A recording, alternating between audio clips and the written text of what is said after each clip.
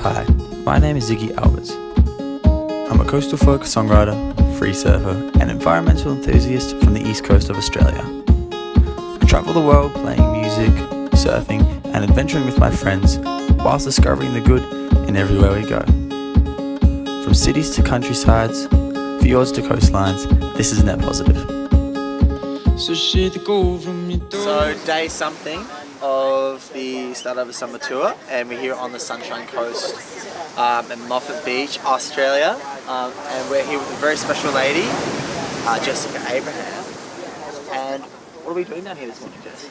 So we're here for Flora Friday. So Flora is a movement started by a group called One Wave is They're based in Sydney.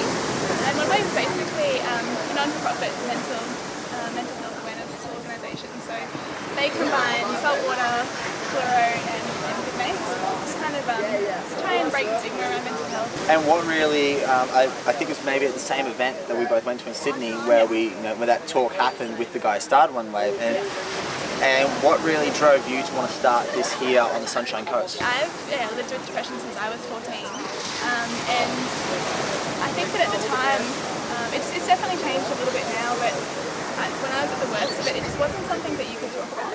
And I was someone that people never would have expected to be struggling, so no one asked, which I understand. But yeah, it was just something that it's something that affects so many of us, mental health, and not just depression, anxiety, bipolar, eating disorders, whatever it might be.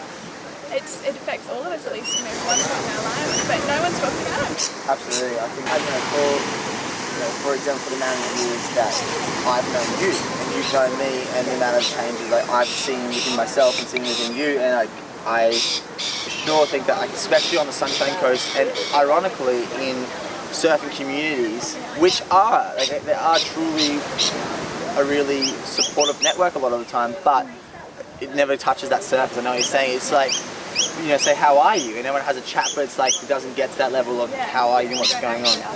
And the really tough part is exactly like you highlighted, that the people that often are most struggling are the people you least expect. I had given so little to my personal life and so little to investing into who I was outside of just being a musician. I was like, I had no idea how to get help. Like, I had no idea. I honestly was like, I just didn't know. And this is me with a beautiful family and supportive friends and people like Sam and Lachy and Matt and Cohen, who I have on tour.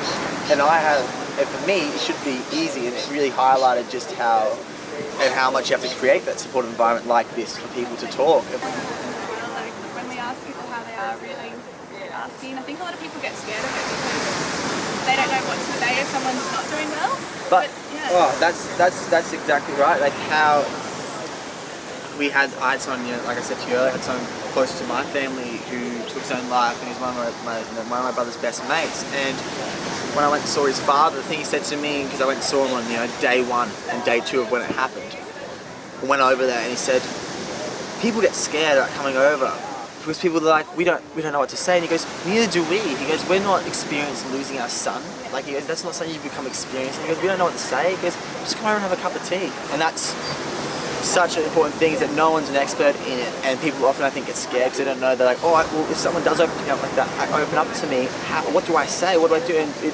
you be a human and you do your best. Yeah, just to continue to check up with your mates too. Like, I've done this before, and if there's someone that you know that's struggling, literally, if you need to make a note in your diary every week to check on them, like, do it. Don't just kind of have the conversation once and then forget about it. But yeah, most people, they're not looking for the answer, they just need someone to listen. So that's Absolutely. Well, thank you for having us this morning. Thanks for coming out. Jess. Right now in Brisbane, it's raining like absolute hell, and we've got to load in all of our gear.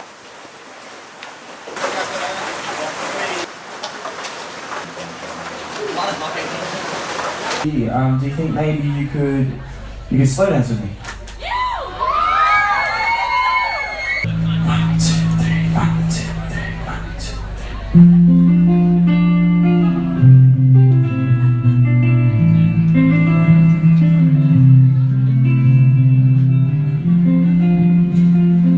Grab just a little bit more on my fallback, please, Adam. For my vocals.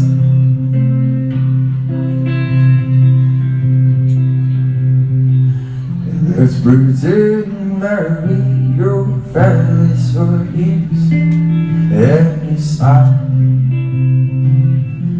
but I can't breathe. pretend to try and love you with a touch of time. Everything will big brown eyes and a smile, girl, you ask, could you be the guy to come home? The story there's with me now.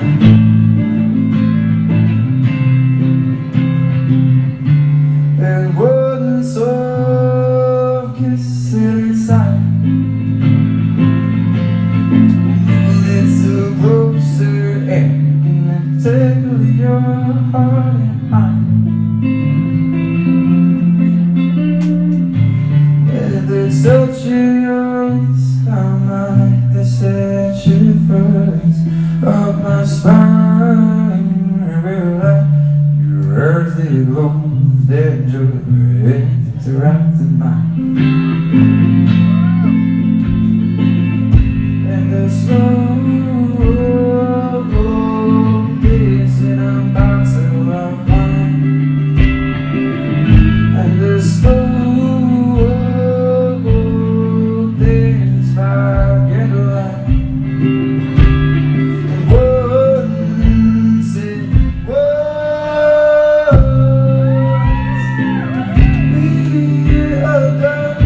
we'll take a phone directory in my passenger seat, got a song, got a song.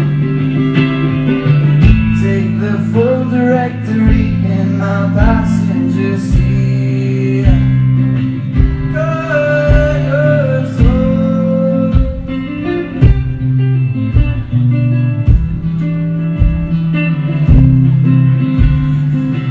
Let's pretend like we are earnest for years and you smile, but I can't pretend to try and love you with a touch of time. With your big brown eyes and that smile, girl, where you ask me, would you be the guy to come home and slow dance with me now?